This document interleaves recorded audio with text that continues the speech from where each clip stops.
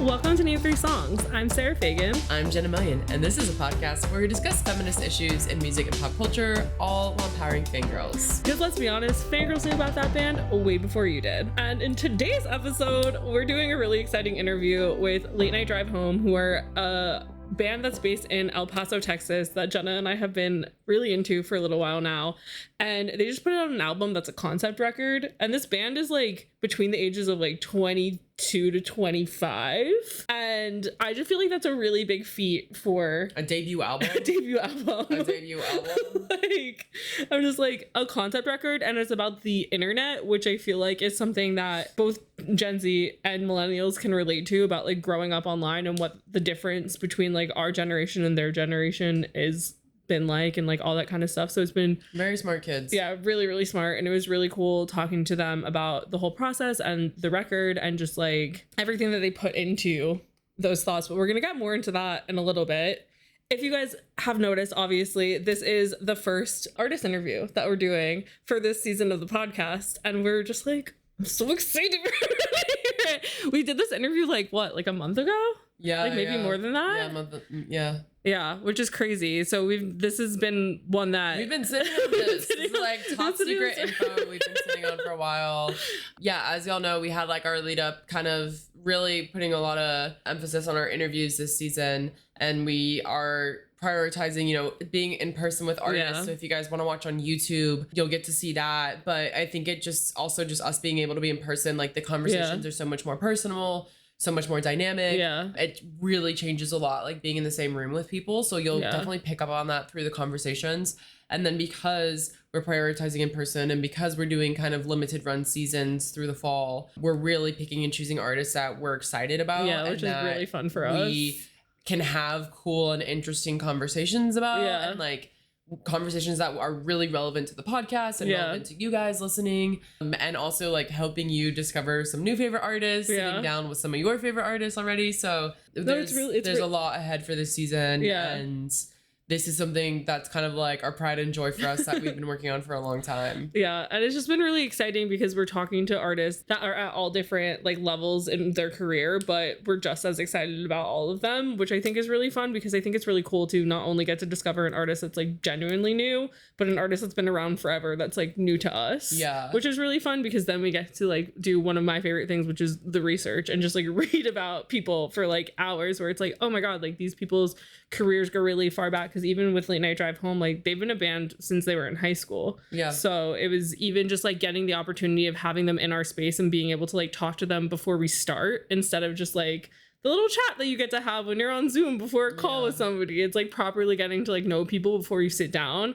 That also I think like adds a really cool level to everything, which has just been like really fun. And I think it's going to also add some really cool commentary episode discussions that we're going to be having, because we still are going to be putting those out like twice a month instead of every week. And so we definitely are planning some really cool conversations off the back of the discussions we've been having on our interviews, which I think you guys will really enjoy. And that way they'll be more like cohesive, going together, making more sense, all of that kind of stuff. Some of the artists that we have, just to give you guys a little sneak peek taste of what we're excited about this season. Late Night Drive Home today, we have Truesdale, which is a country pop trio. We have Duckworth, whose album All American Fuckboy talks about himself calling out fuckboy behavior, and that was a fascinating conversation. Yeah.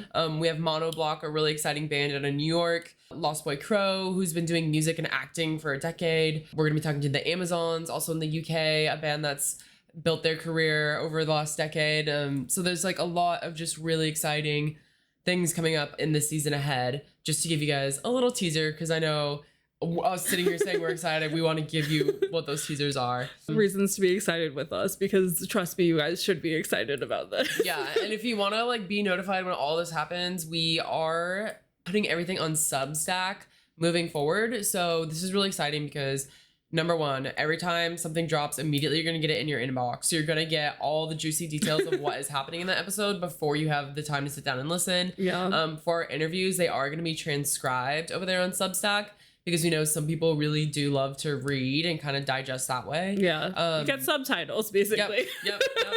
Abridged subtitles. Yeah. So you're going to want to be on our Substack for that in order to have access to that. And then just like our longer thought form commentary episodes, we're writing kind of like some of our own brain dumps over there on Substack. It's a really fun way to kind of participate with the community. You can be a paid subscriber if you feel like you get joy and value out of our podcast and you've enjoyed hanging out with us over the years.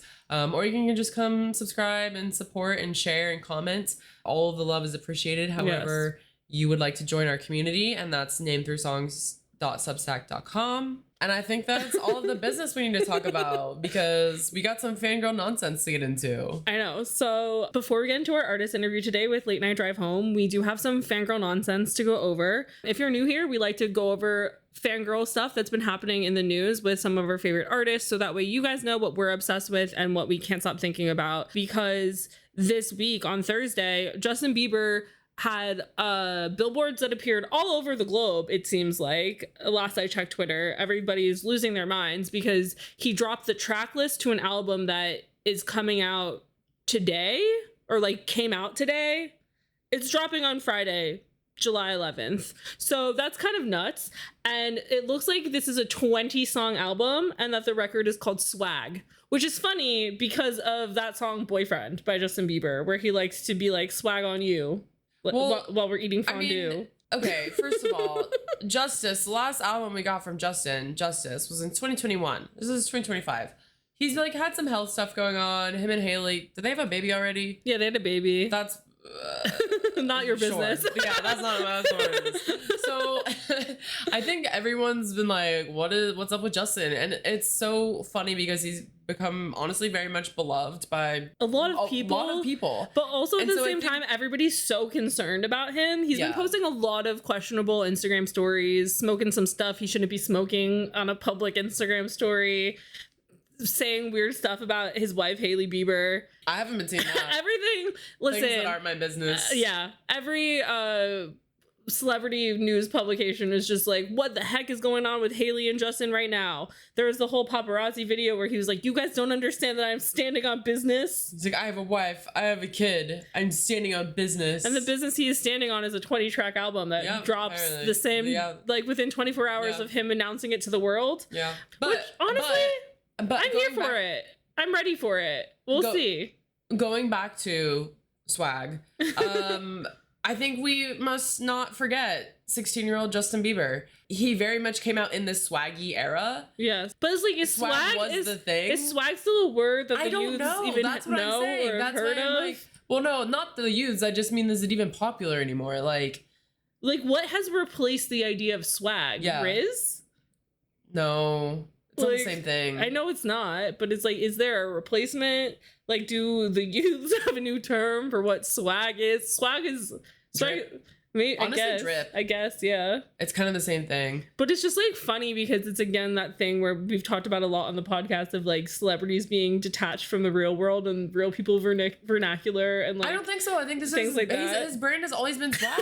Like that's what he's been through and through. The fucking purple, the purple jumpsuit, like all that business, like the snapback, all of it. So I do think it calls back to early era Justin. We were sitting here talking about it. I was like, oh, that swag. With the song where he's whispering swag, swag, swag on you. And I was like, what is it? It's Boyfriend by Justin Bieber. Iconic song. Yes. It was his like Justin McCartney, I'm cool, sexy song before the rest of the world was taking him seriously. That was just his cool, sexy song for the fangirls. True. So we'll see. Anyways, excited. Honestly, I'm excited for an album. We'll see. And also, I mean, most people make their best records when they're going through something, and he's clearly been going through something. So I'm intrigued. I want to know what the swag is. I am intrigued. Let's hear what the swag is. So in other music news that is completely different, but also similar, because I'm deeming such, Turnstile, the hardcore band, has released a new album called Never Enough that fans are in it. I guess fans is a kind word to call people that are mean to their favorite band, but that's what we're going to go with. Have been in an uproar about them selling out because they're making hardcore poppier and more accessible. But I think that the girls need some hardcore to dance to. Yeah. I think that's what we need. I think that's what we deserve.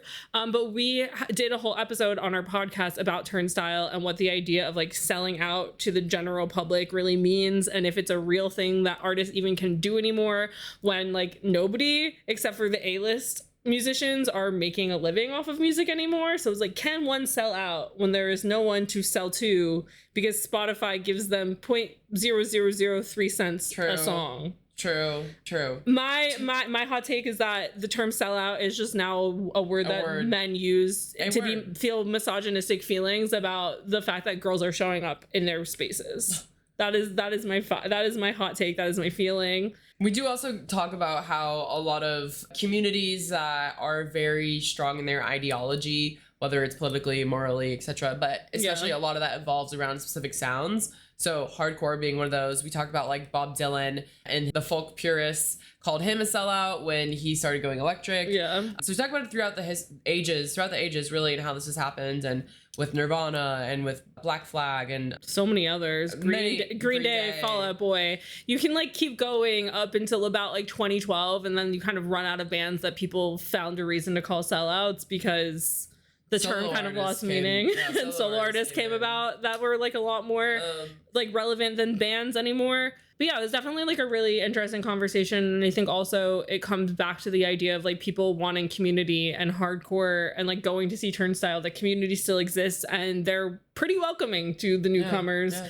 So I think that the people who don't care about selling out are way a lot more and have a lot more say and like feeling in the community than people who are claiming sellout to bands like Turnstile. But I think in this like era of the internet, people are claiming big things and making large statements, especially because of TikTok. And I think that brings us to our interview today, which is with Late Night Drive Home, who are like an indie rock pop band based in El Paso, Texas, who got success off of TikTok. And since then, they put out a debut album that just came out this summer that's about their relationship with the internet and what it's like living online as like a youth in today's age. And so I feel like that's also really interesting in regards to the like sellout conversation and like what the internet's doing to music and all that kind of stuff. And because they are a band that they had a song go viral in 2021 on TikTok, Stress Relief. We talk a lot about that, but I mean, it's been 4 years. So we get to talk about a lot of the growth that they've had in that time period. Yeah. Both like what happened in the 6 months to a year after that song was going viral when they were sitting at home in El Paso, Texas. Yeah. And then starting to tour, playing small shows and kind of getting to cut their teeth in DIY scenes. But then literally their festival debut being Coachella and like what that meant. And the touring they've done since, the time they've done since to put into their artistry and figure out who they are as a band and what they want to share. It's a really just a thoughtful conversation. It's a really beautiful conversation. We get to get in really deep with, you know, their thoughts on the internet and society and how they've grown up as Gen Z and how they see the world. So it's definitely a new perspective for us on the podcast as well. And so today we are getting candid with Late Night Drive Home, who are singer Andre, drummer Brian, and bassist Freddie, as well as founding member and guitarist Juan, aka Ox. So with all that, let's go get candid with Late Night Drive Home. Hello, Late Night Drive Home. Here we are. Thank you so much for being on my couch in New York City. Yeah, dude, thanks for having us. Really excited to talk to y'all because I'm from Texas. Y'all are from Texas. If you're watching this on video, got my El Paso shirt on. We're excited to be in the same room. Can you go down the line really quick? Say your name for listeners and what you do in the band. My name is Freddie Baca and I play the bass. Brian, I play drums. My name is Andre and I'm the singer for Late Night Drive Home. My name is Ox and I play guitar. So we're sitting down ahead of your debut album coming out, which is called As I Watch My Life Online. This is out June 27th. By the time the episode airs, everyone will have this in their ears already and be listening, loving. So we're excited to have this conversation now. So we're definitely getting into the album today. But before we do that, I want to rewind a little bit because you've spoken in the past about, you know, your song Stress Relief obviously was a huge moment for y'all, kind of launched a lot of things for you in 2021 to where you are now. And I saw an interview you did a while ago where you said like at this time you were kind of confronted with a reality of being perceived online by like large amounts of people for the first time. And I think, you know, as a musician, there comes like a point in your career where it's like this is really happening. Like, are we really doing this? And, you know, obviously with a thing like that and kind of like virality, it can come and go quickly. And so you have to be prepared to adapt to that. But I think there's also the realization of like, what does fame mean? And like, am I okay with taking that on? Oh, yeah. And so I know you had talked about this a little bit before, but I'm curious, like, with the year that you've had and playing all these really big festivals and playing, you know, a festival like Coachella, like how you feel about this idea of fame at this stage? Well, it's quite existential, I think. It's very like at least in my mind, like for the past, it's a pretty good question to ask. Yeah, like start out. That's really been on my mind like the past like months. I'm grateful. We're all grateful for the athletes that we've gotten, but I feel like when it becomes a threshold that I mean, at least for me, speaking for myself, that we have to keep reaching, and I feel like playing Coachella as our first ever festival to me really messed with my perception of the way I perceive things, especially like in the industry, because it feels like we're not worthy at the same time, but we're also proud that we did it. Again, I'm more than happy about it, but Feel like whatever you're experiencing, you're just gonna just make art about it, right? Yeah. But it really like messes with your mental when you like start going online and being perceived by these people that you don't know. Yeah. And people can say some very hurtful things online. It's just so like out of context sometimes. And I think for a while, at least for me, when we were starting to get up there, at first I was like, oh my God, this is so cool. Like, this is like what I always dreamed about. But I wasn't aware of all the consequences that came after. Like, okay, now I'm like I'm in the public's eye, and I have to watch what I say because I don't want to offend anybody. Well, that's initially how I felt about it. Yeah. But now I kind of realize that we have a platform that we can spread awareness to people, Yeah. which I think that's the most powerful part of being up there. Yeah. Just kind of the influence that you have on everybody. Yeah. It's really interesting because also, I mean, you've talked a lot about how like you're from a small town near a small city, and it's like there's so little to prepare anybody really for what the music industry is and what fame is and like what all these things are like. And so having that experience of having a viral hit very early on and then like having all these things happen where you're like, oh, like this wasn't supposed to happen yet. Like it was supposed to happen, but not yet. That must be like so jarring because it's like really realistically, it's like, did you have anybody in your life to help you prepare for this? I mean, the only person that I can think of was our manager. Yeah. Ramley. I mean, now when we got him after the fest, he joined in like 2 years later. Yeah, I remember when Stress Relief came out. When Stress Relief started blowing up, I was in my college class, and I opened up my laptop and I go to Spotify for artists. And I see overnight I got like 10,000 streams. And I was like, what's going on? I showed these guys. It was like 8 a.m. it was insane for all of us. And yeah, Sam, for like the first like 2 years from 2021 to like 2022 or 2020 to 2022, it was just us and like being from this small town in El Paso. It was very strange. Like this attention that early on, and especially for a song that we made in our bedroom. Right. Yeah. I don't know. It just felt obviously at the moment we were hyped. We were like, this is amazing stuff. But the curse and the blessing. Yeah. Leaves you with an existential station, I guess. I can only imagine, like, because even thinking like with our podcasts and stuff, like when we post stuff online and like getting any traction or being noticed at all, it can be like don't know what it's gonna turn into. Yeah, because it sounds like For maybe the first year, it's like, was there like a pressure to kind of like keep up momentum on TikTok specifically? Because it's like, okay, what do we do next? Yeah, for sure. I feel like the internet landscape, like especially when we were coming up, was more like on TikTok you were able to like present yourself more as an artist. And it wouldn't be so I guess like redundant. It wouldn't be so like, oh, it would look more natural. But I feel like now since TikTok has blown up into like the explosion that it is, it's more like when you see an artist on TikTok, you kind of ignore it now. Right. I feel like we came up at the perfect time in that sort of area. So it's very like during that moment we felt like, yeah, we have to keep the TikTok stuff going. We wanna enjoy it. But then after a while, or at least for me speaking, and me really have a strong dislike for social media after doing it for a while. Oh yeah, I took like a whole break from social media. yeah. I mean, like everybody does. Like, it's just I think it's essential for your mental health. Like, Yeah. after that break, I came back and I'm like, okay, my perception of social media has changed. Just Yeah. I mean, no, that's really like hitting like right on the mark. Like it is a curse. It's a curse and a blessing to like have like so many people to perceive you. Because at some point you start to perceive yourself in the way they perceive you. Exactly. It's like looking at yourself at a third person. Yeah, and like it's like so much weight. Yeah, it does. You also have like new responsibility. Yeah, I remember being told once that I should keep a clean shave and like keep my hair long because that's what my family want. Interesting. Yeah, which I let it affect the way that my perception of myself like just kind of lean into this weird area where it's like, okay, well, I guess I have to keep a clean face and like stay like Yeah. cute for everybody.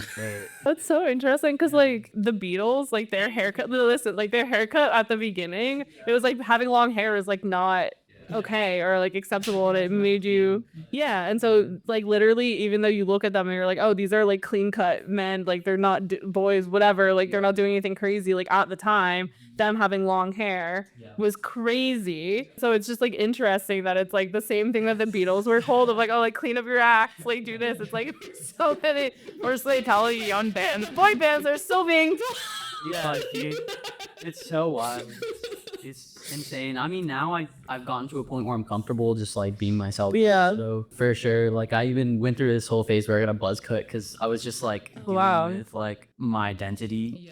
Yeah. So I mean, when everything started taking off, I think I was about 18. Yeah, I was gonna say. So you're still figuring out who you are as an individual, regardless of being in a public eye, regardless of being in a band. Yeah, for sure. Yeah. Even like now, like being in New York for like a month, I've learned so much more about myself than True. I have like New York does that to it. Yeah, I mean, like you say, yeah, we were like, I didn't even think about it. Yeah, we were still finding ourselves that we are going through halfway, which is it's just crazy. And it's not a normal career to be. No. Well, it's also like where you're from. It's also Yeah, not for sure. normalized. Yeah, I mean, El Paso, there's a lot of community there, but as far as making it in this kind of career, Right. it's not as common. Yeah. And I'm sure like, well, I guess like tell me your experience of like friends and family. Like, are they supportive? Are they like, because I think it's also a kind of a, like, is this real? Like, I'm sure there's some people who are like, is like, how long is this gonna last? Is this a real thing? It's crazy because one day you're like to your family, your friends, you're like unemployed. Yeah. You're like a bum and you're like not doing anything, and it's like this guy doesn't know what he's doing, and then like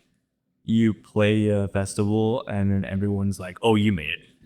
And, like you have money, like you literally are like 100% fine. Like why? Which is also like, El Paso? Yeah, there's still an in between. There's still an in between. Like, it's like whoa, like it's so yeah. yeah. Well, I think also like for older generations, the perception of like what music means is like so different. Because even like sometimes now, like when friends are like, "Oh yeah, like I really want a record deal," and I'm like, "You want to be in debt?" Yeah. Like I'm like, that's not the same thing as it was. Like because like even if you like read music history books or whatever, it's like, oh, like they're splashing out money, you get to have all these experiences. So even when you get that success, it's like you need to keep. You need to keep pushing because otherwise it's not as feasible as it once was. So it's interesting in that regard too, because I feel like it goes from parents being like, you're a bum, you're not doing anything, and then you play a festival and they're like, oh, they're good. Well, so speaking of festivals, I mean, like, and this largely kind of starting out of being like a bedroom project, what was it like when you were able to get on the road and able to start playing shows? So it was kind of interesting. So for the longest time, Ox was the one that was booking the shows for us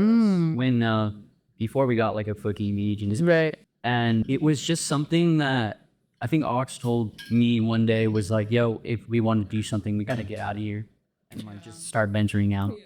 So we actually put our personal money into the band, like touring and everything. So we like would take like 2 cars because we have a van, except our friend's car and like my car, whoever's car was available. Drive out to like LA and stuff. where was our first out of town show? Before Yeah. So we it was like in a warehouse kind of. It was really cool. It was like a place probably the size of this apartment. That was amazing. I mean, we went out. I remember like when we finished the show, I like walked outside and I was like, holy shit. Before outside of El Paso, and I was very like starstruck about it because I was like, okay, well, what does this mean? What does this entail? Right. Future endeavors. And then we went to go do another one in Tyler, Texas. It was the same feeling. Yeah. And later on that year, we got a booking agent and we were able to get on our first tour. That's crazy. Was the first shows, were they kind of like DIY type stuff, or were they like Very nice. Okay. A lot- Because A lot of the shows from El Paso were DIY. yeah, I imagine. Yeah. Because I'm just curious, like, because we've just seen like a lot of artists who came out of TikTok where it's like they don't know how to perform, like they don't know how to be on a stage. But I feel like cutting your teeth on DIY is like such a good place to be because it's like you're with community, like you're getting immediate feedback from audiences. Time in which we started playing shows was so crazy because it was just after COVID and Yes. wanting like they were Community, itching to go out. yeah. Yeah. So it kind of like sparked something special in El Paso for a while. I enjoyed the Nice. DIY shows a lot. I thought it was very fun. Like I think they're more fun than like playing like at venues. Well, like it's special that you guys have had that, like have had the opportunity to do that, and like have that experience as a band. Well, I mean, they play the type of music that makes sense for it too. Whereas I feel like a lot of the other TikTok artists, like it's not the same thing to pop do. DIY Yeah. Backing track. It's so crazy. Like, quick story. One time we played a show in a house, and there were so many people. This is when we realized we needed to stop playing DIY house shows because there were so many people inside jumping, and they broke the floor. So now I'm thinking about the record. There was like a quote from you in the like bio that we got sent about how you wanted to like make this record to like give your perspective on the internet and like creating art alongside it, which I thought was a really interesting point because obviously the internet is like a huge part of our lives, but I feel like a lot of us like kind of resent how much the internet is part of our lives, and like a lot of people are trying to take steps away from it, but then we're like in this era where they're like trying to push AI on us. And so this statement made me personally think about like how we're living in this point where it's like AI could be used to genuinely like make people's lives easier, and instead they're like, what if we took away creativity and like started doing this? And so I'm curious, like while we're existing in this space where they're like really pushing like, oh, like AI music, like, oh, we don't know, like, oh, it's a Leak Cherry style song, no it's not, that's a computer, like those kind of things, like how you feel in regards to like, because to me when I hear like creating music alongside the internet, to me I'm viewing it as like whatever AI is trying to do to replace us. So like what is your guys like relationship with that and like being aware that that's happening? It's wild. This Yeah. is what we were having these kind of conversations before we started writing the album. Yeah. I mean, it's interesting that you bring that up too, because while we were out here, we started seeing ads for a vocal AI Yes. to help you write music, which is insane to me. Like, I could be out of a job soon. I just feel like it's the uncanny valley thing where it's like you see those certain movies or other things where the animation style's weird or whatever, and you're just like, that has nothing to do with humans. And I feel like you can tell. It's cool that it exists, but like, why? I don't see why you would necessarily do it. Like it's in the sense I feel like right now, like it's the internet, at the age of the internet we're at, and especially just like in the age of like the America that we're at, and we're in this form of like very like late stage capitalism in the sense that everything is just predetermined and it's just made to just be so much easier, not for you, but for a corporation to get from that. Because like the new Google AI that just came out like last week, EO3. Hey, what? Yeah, so so this AI model, it's able to make videos very realistic and also create dialogue, like whatever you're. It's able to create. We're able to create this exact podcast mode right now. So make like and have us speaking. It would be what is Terrifying. That's terrifying. How do you make like, or are you okay with like letting it happen? That's the thing is I'm like, I feel like growing up there were so many movies about like robots taking over and like all this stuff, and I'm like, we saw iRobot, like we saw these movies, like why are we doing this? Brian and I actually made two AIs have a conversation like a couple nights ago. Don't they like crash out at some point? Dude, They just like start freak out. talking, like they just, I don't know. If they're unrestricted, which GPT fixed this, they'll start talking in their own code, and we can't. We can't decode. Yeah. Oh my god. Yeah, we So don't. scary. We literally don't know what they're saying. This is terrifying. that dude. Like it's. Nobody needs that.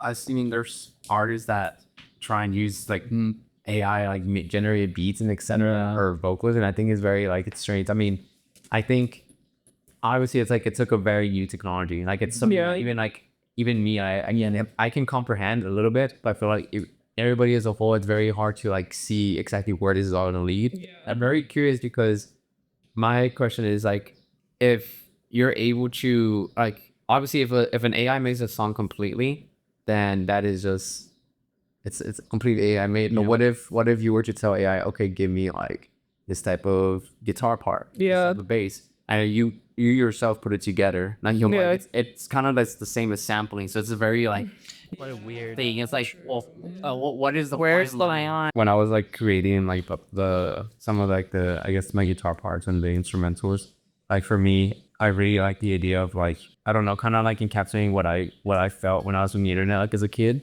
especially like because I don't think the internet itself is bad. I mean, I have very much good memories with it. Yeah, like, but I feel like at the rate that we are at right now, like with the internet, I feel like it's very hard to like create art now alongside the internet, because now we're, instead of just being artists, we're also content creators in that sense. But back then, it's like, I don't know, like 2013, it was more fun. It was more genuine to actually like be posting your music online and not being seen as just selling yourself online. I say a lot that I think the internet peaked and should have stopped growing at like 2015. And like after that point, like I don't really think we needed to go any farther than that. Like, and you were fine. I think we were good. Like that, I think I'd be at that was like down. Yeah, because it's like like YouTube had figured its stuff out. We had Tumblr, we had like enough social media, like we had Instagram, Twitter was chill. Like we had these things. Yeah. If you're in fandom culture, like TV or like books and stuff, like people are still so active on Tumblr. Like Tumblr is like still on my like bookmarks bar, and every now and again I'll accidentally click it instead of something else, and I'm like, these people are still posting us Supernatural. It's been 15 years. I remember when everybody was posting that. That's insane. I'm like, okay, I'm the proppy for you. Like, I've never cared about any. Well, I don't know, think that actively for that long. Like, sure. You've mentioned this a little bit before. Like, you guys had your viral song on TikTok at a time when it was like kind of still, I don't want to say cool to do that, but we had mentioned like it's like being viral on TikTok now is so much different than it was in 2021, which also it's like that was 4 years ago. Like that feels insane by itself. Even you were telling me that. Yeah, I know. There's also like this bands being told by labels like you need to be posting on TikTok, blah blah blah, and it's like a lot of especially indie artists or like people who aren't as like internet savvy or like marketing savvy are basically showing up on TikTok as an influencer, not as like an artist. But it feels like with this album, you're being really intentional about how you're rolling out the art, like the visual art side of it. And you even said like you took a break, like you don't want to be on the internet, all this stuff. So it's like, where's your head at now in terms of like representing yourselves as artists online? That's the funny thing is I feel like each of us, like every single one of us are still trying to figure that out for themselves if we haven't already. I mean, at least for me, I think I've gone into a position or like just a point where I'm not really doing it so much for everybody else. It's just for my, like the enjoyment that I get making content or making art. Like, I just think it's silly if I like post like a silly photo of me or something. But I mean, it's a little interesting because I know we've had conversations where it's like, yo, we don't want to be perceived as like people like pandering. But it's interesting that you've thought about this enough that's like you can tell the difference of you're saying like growing up. It's like, well, this is what bands did growing up. Like, why are we doing so much like talking to the camera and like singing at the camera when it's like, there's a way to be a band and be on the internet that's it's like being genuine. I mean, like going back to like how you mentioned about like TikTok being, when we came up on TikTok, obviously we did TikToks, yes, like, but I feel like that was the time when labels didn't understand really what TikTok was. It was very, very new. And like now you mentioned like labels get you to be on TikTok and you have to become a content creator, to be an influencer. Right. You have to be more than just an artist. You have to be a product and what sell your image and your face online. And the music is the B point of it. Right. Like, it was insane. I mean, this is just me speaking. I mean, like I said, I made a lot of TikToks like before, and I realized like how like it's just overdone. It's like TikTok came and went. Like obviously it's still one of the most large platforms used today, but in the sense of like artistry, I feel like it's gone down and it's more just, it's not as genuine as it is now. And at least for me, like even on my Instagram profile is like the idea of me perceiving myself as in like my online identity being more of an artistic way, but also not caring about pandering to like, oh, I need to sell this online. It's just more here presenting myself the way I want to now. It's also interesting too though, because like how can you as an artist like make this art and not want to like spread the word about it? I feel like this album is, I mean, not to toot our own horn, but like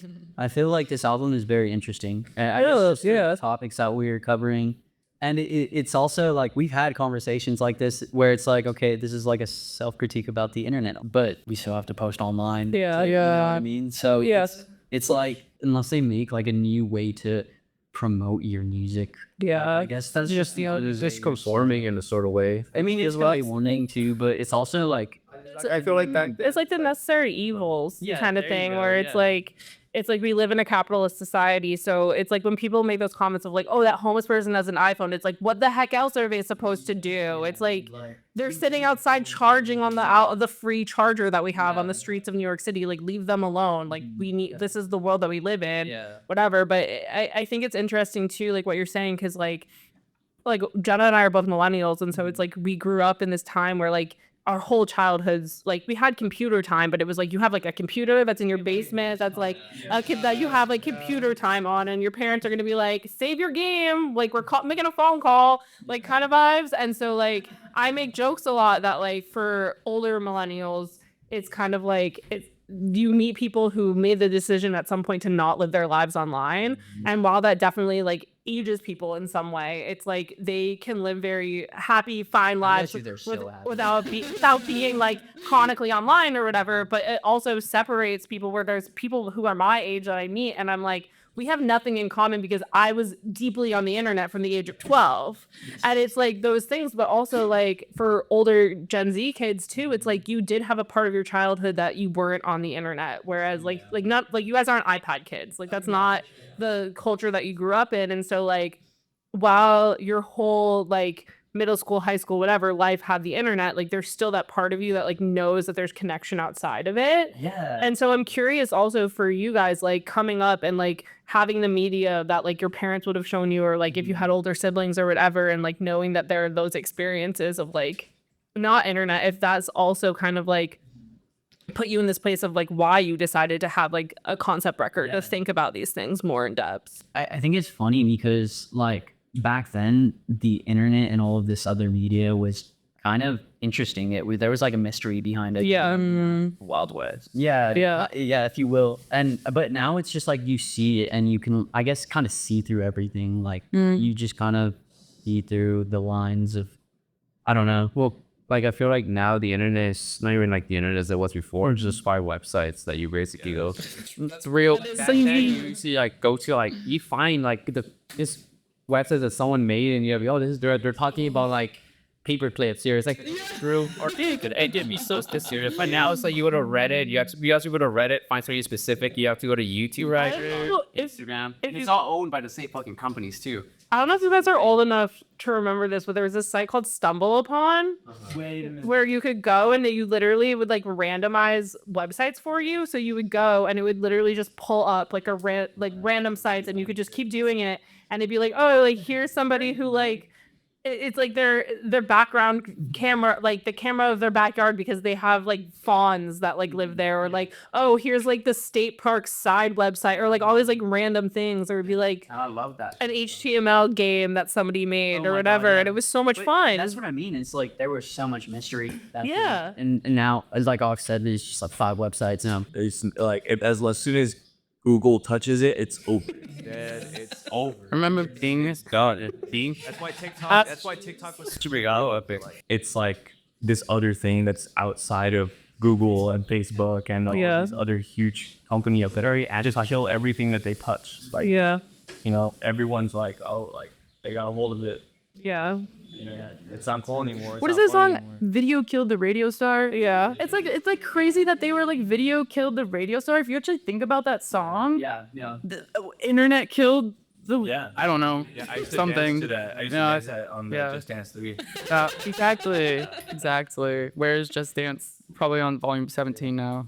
Oh my god. But no, it's just like interesting because like, I mean, also the fact that you guys made a concept record as your first record is like it's pretty impressive. Like it's very cool because it's like, I think that again with this internet era, like we have kind of lost the beauty of the album and like what an album can do and what it can mean and like everything that you can put into it, and like these short form things, like yes, they have their space, but I think like having these moments of being like, no, this project can last a long time. Like I saw a TikTok recently of this girl talking about people complaining about Charlie XCX, like making Brat have longevity and like doing all these things. And it's like, that's what art is. That's what art always has been. It's like, oh, you go to the museum and see Starry Night because like other are left-sided. Are too short. Like we're just, consumption is too fast. No, you know what? I've actually never thought about that before, but now that you're saying it, it makes complete sense. Like that's so crazy. I really enjoyed the Brett Lux. That was just like, it was a whole art piece. It's like, they encapsulated the exact image they wanted. They also like presented it in such a way that it just, I mean, you look at the green color now and like that's insane marketing and it's just so smart that I don't know. And it's just true art. Like that's like enjoyed the rollout so much. And when people criticize the album, it's like, well, you guys just don't understand like how much impact it really had like last year. Yeah. I think people just want to hate because it's popular. Yeah. When popular doesn't always necessarily mean bad. Yeah. Yeah. And I mean, like with this record and it being something where you guys are like, okay, like there's a theme here and like it's overarching throughout all the songs and like all that kind of stuff. Like, how did you even come to the conclusion of like, oh, like we want to do something that is this like true overarching project instead of just like 12 songs that like kind of have something to do with each other or like whatever? It was a process, really. Like internet binges. That's big, yeah, for sure. I mean, like my at the first thought process when there's just songs, phone sisters, the internet. Again, and these like for me, so I don't really write that much lyrics, but I write a lot instrumental, so like that's a way of voicing my mind. Yeah. And so when on Turn the Engine, I was listening to this, it's called like Goose Girl. It's like a podcast on YouTube, and it was like a very interesting like I don't know way of like the way they were talking about like the internet and like also like short form entertainment and like the effects and how it affects like the human mind. And it was I was thinking about it like in an artist perspective. I was like, okay, well, this is a very interesting topic, and I want to like keep exploring more, and I would just be. I mean, very hypocritical, but I would be in the internet reading stuff about criticizing the internet more and more. And I don't know, like you feel like at least that for me, that's kind of what inspired that sort of sound when it came to it. And then like, I mean, you guys, we all kind of feel in the same headspace, especially when it be all the AI stuff started coming out. We went down the rabbit hole for sure, and we were like very existential. Like I remember like for a week straight, kind of just thinking like, oh my god, is this like how the world's gonna end? Right. It's so wild. Like I'd probably never get to see it, but like it's just so interesting. I think you guys remember when we were in like we were all somewhere talking around it. We were like eating with our manager, I think. That was like so I was showing our manager like one of like the first renditions. I think it was like Sora AI. She was like the video making model. Yeah, that was it. Yeah. And he couldn't believe his eyes while I was showing. And I was like, this is happening. I mean, even then, like, I feel like the AI part of like the internet is like such a, like, obviously we criticize AI in the album, but I feel like even like the whole message is more like the way the internet is as it itself. I feel like the internet is got bought out by just all these corporations, and now it's this whole just. Well, it's also like for people your age and for like Gen Z and for like a lot of like teenagers who are turning 20, it's like this is one of the largest issues you're facing as a generation. And it's like our generation and like millennials who are older than us, like they came up, you know, everyone comes up in a different like economic period or like wartime or like whatever is happening at that time. And it's like internet has never been like such a presence, you know, within a generation that's coming of age.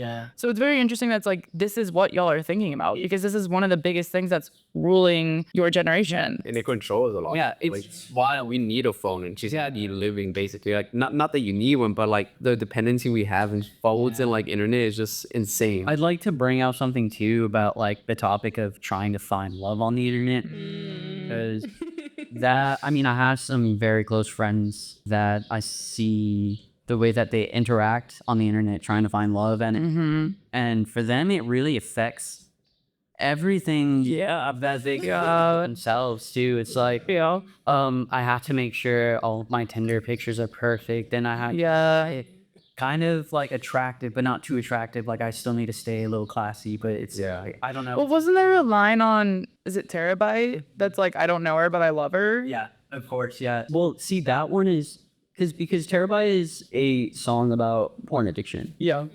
So it's crazy to me because that ties into the whole aspect of trying to find love as well. Right. From a very young age, I was on the internet unrestricted and just on a bunch of websites, going down the rabbit hole. And it also affects the way that, I mean, for me, how I perceived women too. So it's just like, I just don't think that many people really think it's a big issue. Right. And it's like, no, you guys are literally destroying your brain. I mean, we've talked about AI pornography of like replacing putting celebrities' faces on, thought about that. which the deep fake, that's what they call it.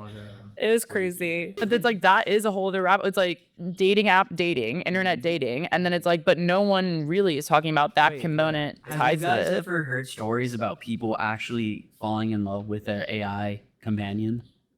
I saw a documentary about this happening, I want to say in Japan. It's like a problem with like online girlfriends. Yeah. And then how they have these like things where it's like a video game or something, and then but it is AI, and so you can be like choosing adventures and doing these things, so it is even more interactive than normal. And so it's like you have it where it's basically a mix of like video game, AI, and like her, like the movie Her. And so it's like those things where it's like you hear about this, or I was watching a movie about this, and I was like, that's so crazy, because there's basically like an epidemic there where like people aren't having kids anymore, and like people aren't getting into relationships because there's so much hardship between like the people communicating, and then these men are literally just having their like AI girlfriends. Yeah. And it's like, oh, okay.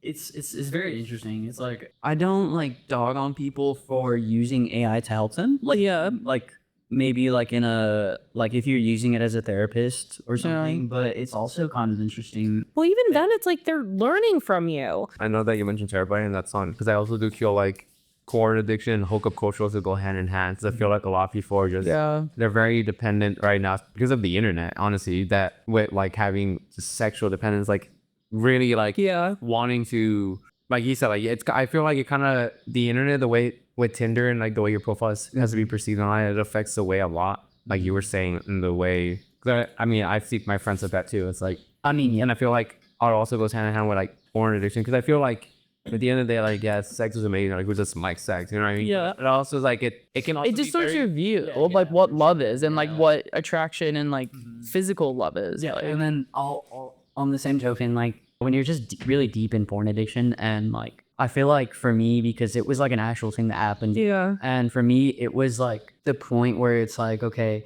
I'm in a relationship. Yeah. I'm addicted to porn, and it's like really fucked up. Yeah. And also like on the same token, your brain is kind of rewiring to like always look for the next best thing. Yeah. Well, it's also what internet culture does. Like Jenna and I literally have this conversation almost every day, but it's about like on like dating apps. It's like people live in this world of like, oh, well, there could be something better that could come the next day. Like there could be something else. Yeah. And so it's also in talking about like the porn addiction thing. It's like you also have like a false idea of like what intimacy is, because porn's not real, like most of the time. And so it's like then you're entering this world where you're going to do something, and it's like, for one person that could be their first experience with this, and the other person it's like, oh well, I've been studying this for years, and it's like both of you have no idea what's going on, which also doesn't help the situation. And so I think also in that, like especially with your guys' generation where there was so much more access to porn online too, it's like when you come to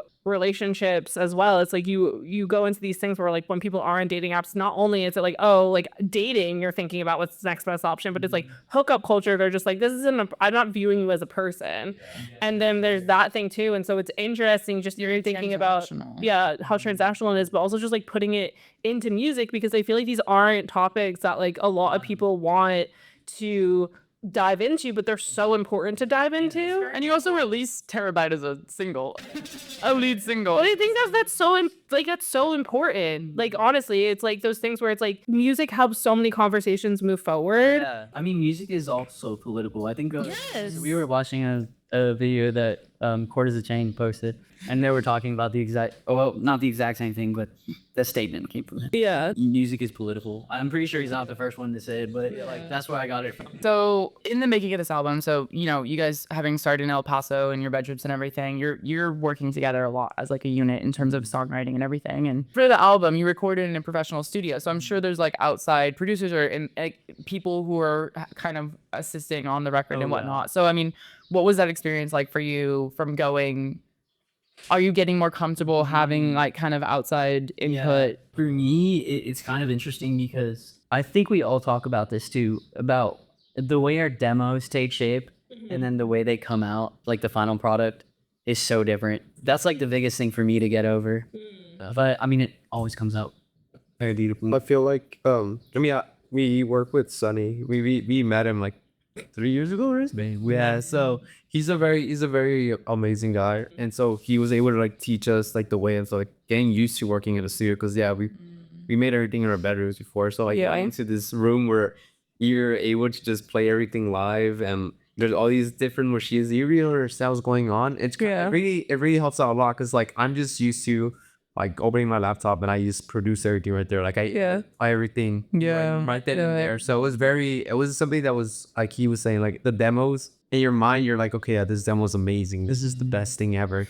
But the thing is, once you listen to like the final product, once it's mixed and mastered, like holy shit. Well, now I see a lot of people go to studios. Like there's obviously a huge different change in sound. I don't think it's necessary, but I think it also is like something that it does elevate the sound in a very, very, very strong way. Because I read in an interview that you guys did that you two had gone out to LA to like try and write with other people, and that was like a really weird experience for you. So having this like outside party like come in who's doing production more so than anything else, was that like a more comfortable situation of having somebody that wasn't in the band involved in the process? It's almost as if he is the fifth member of the band. Okay. I hated the writing session. You went personally. I mean, everybody's talented in that sort of way, but it just felt very like it didn't feel. You just didn't feel real. Well, it's like, I mean, I don't know what your guys' writing process is like, but I assume it's that situation where it's like you're coming with something that like you guys have made music together for years, and you're like, oh, these are my friends, I trust them, they're my bandmates. Like here's this crazy big thing that I want to unpack in a song, and then you show up with writers and they don't know you, and then they have their own point of view of whatever your thing is. So that must be, it's literally like having somebody co-write a diary entry with you who like doesn't know you. I can see how it would be helpful for artists who are just kicking off. Yeah. Because it is very helpful, but I think the biggest thing for us was that we just tried it. Yeah. So we figured out if it was for us. But. Yeah, because I think also like when you're farther along in your career and you have made more relationships, whatever, like from touring or what have you, it's like then like, because I feel like you do see like quite established artists writing with other writers, writing with other musicians, whatever, but it's like those are people that they have close personal relationships with, so I do feel like that changes things in that regard. Yeah 100%. Yeah, but I feel like if we didn't know Sunny that well, it'd be very weird working with him. I mean, when we first started working with him, we were like very like kind of, at least I was a little bit uncomfortable, like actually, because he's a drummer too.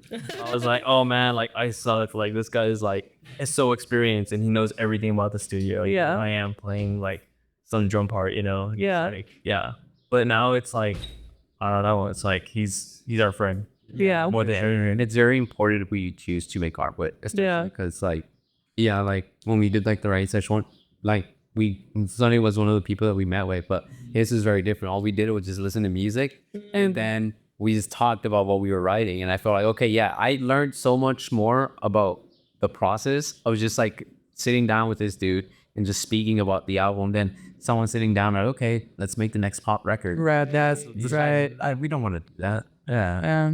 I mean, coming from being, very independent artists and kind of like knowing each other, knowing what you want and everything, there's then stepping into the space of being in the presence of the music industry. Sometimes the industry wants very different things. And we talk a lot about this with like women and like various minority artists, where it's like sometimes they're put into a box because you look a certain way, because you're a certain gender, because XYZ. Oh, yeah. And it's like, but also just being young in the industry, a lot of times people try to put you in a box. And it's like, have you had to deal with those kind of outside influences or pressures? Yeah, for sure. Almost like, wait a minute. But no. I mean, this is happening like regionally. Like, I guess it goes kind of ties back into like the content creator stuff.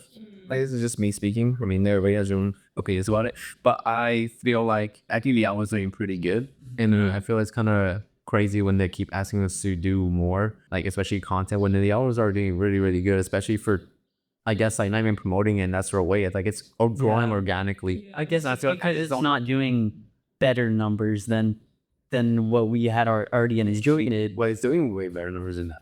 Oh, my bad. He has reached 1 million monthly listeners, and it feels like it's not enough. And I feel like they're trying to put us in this box where we just like we're About to follow marketing plans. You made an album and the album was there. People are gonna find it. They're gonna find it. Yeah. Obviously, like people aren't finding it. They're listening to it. So it's like they Also, our fans are very dedicated. So. yeah, that's how the industry is. They just want you to make TikToks. I mean, like that's basically like if you become a musician and you're gonna be in the if in the industry you're gonna be asked to be TikToks. Yeah, I mean it's very up to you what you want to do at that point.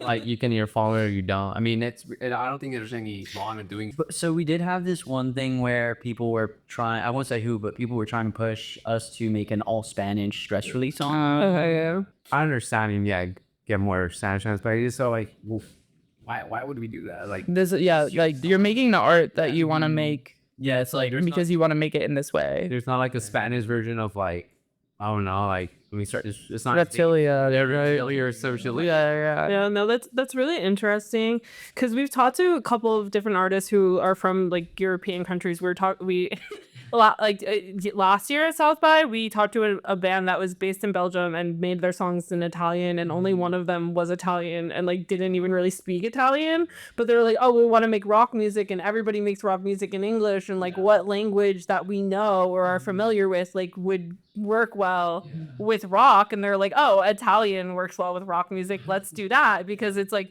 you know, it's like different languages have different access to different feelings and emotions and different things. So I think that's also interesting because it's like you wrote the song in English for a reason because it can tell the story that you want to tell. And it's like if you wanted to write a song in Spanish, you might. Well, if you've put Spanish lyrics when it's done, that feels like makes sense. to you. It goes in when like it needs to. I find it crazy like when someone wants us to like sell our culture or heritage. It's like we're Mexican. Like I'm proud of it 100%, and I'm glad that I were able to represent, like you said, like in a very white dominated space, like as a Hispanic rock band.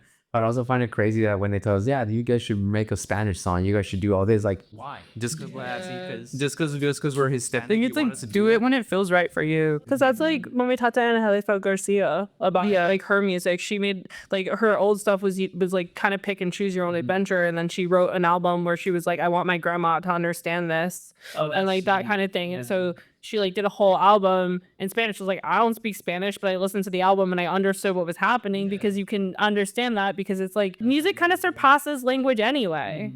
The emotion is felt. Yeah. I found some really good music while we were in Europe, and I don't even speak any of I don't speak half the languages of the music to listen to, and I'm like, why do I need to? I feel this. There you go. It's a feeling. Yeah. Also, music's just fun. Sells me.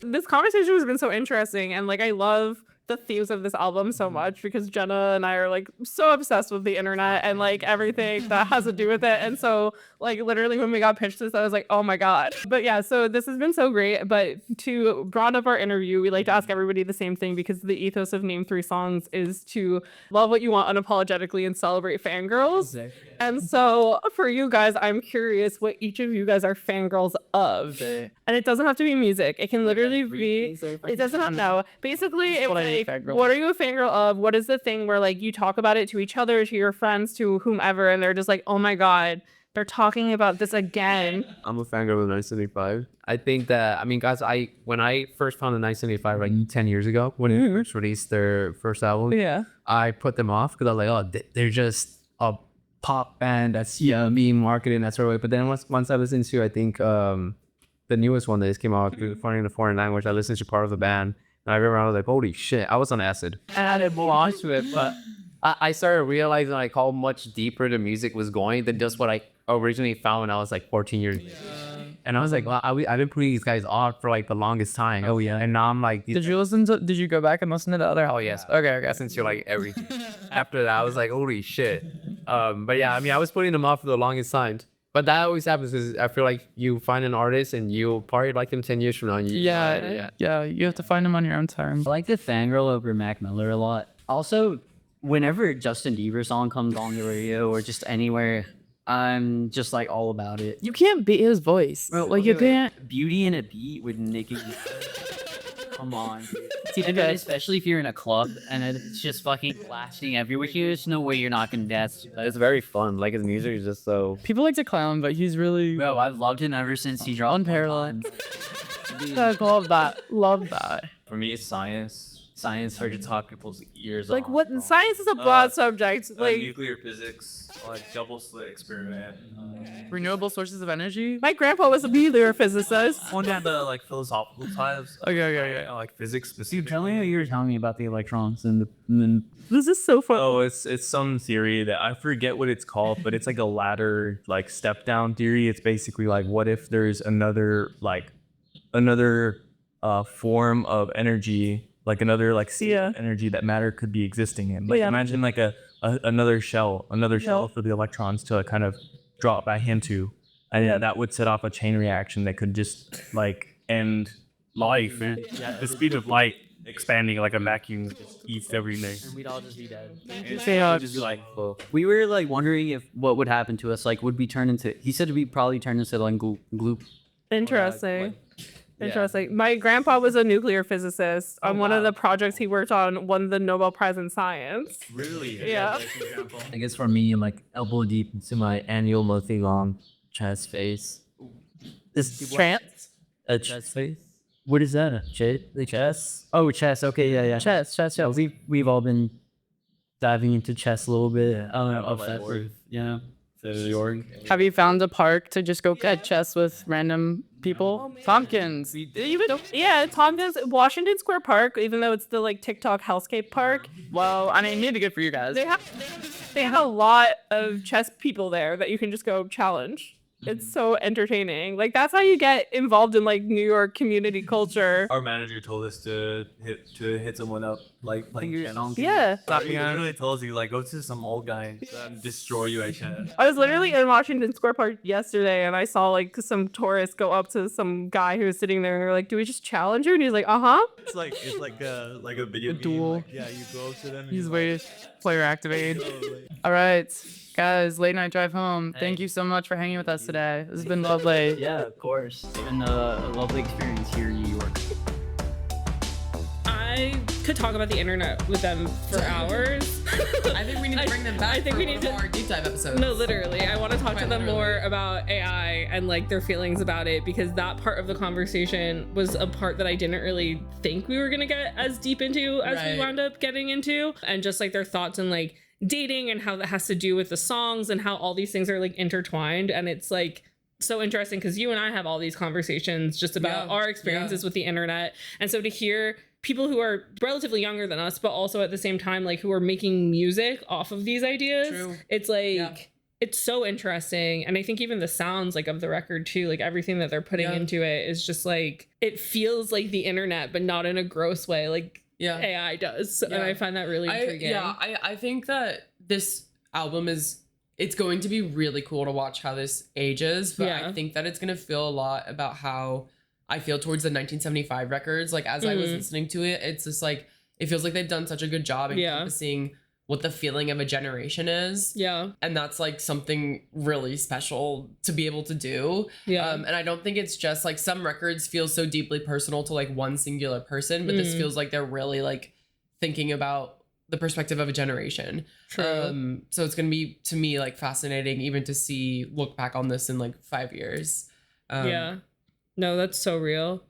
Because I do really feel like it's one of those things where it is a timepiece, but in like the perfect way, not in the way where like somebody sings about something and you're just like, oh, this is aging the song in a negative way. Right. It's like this is aging a song No, it's compliment. representative. Like this is Yeah. representative of a very era. specific era. Yeah. And I feel like it's a really necessary conversation to be having. Yeah. So we hope you enjoyed that interview with Late Night Drive Home. We loved every single second of it, and I'm just so excited that you guys finally got to listen to it. If you want to continue the conversation about the episode with us, you can come do that in our Substack chat, or if you have any personal feelings you would like to share with either of us, you can find us on socials. I am at Sarah_Fagan and Jenna is at Jenna_Million.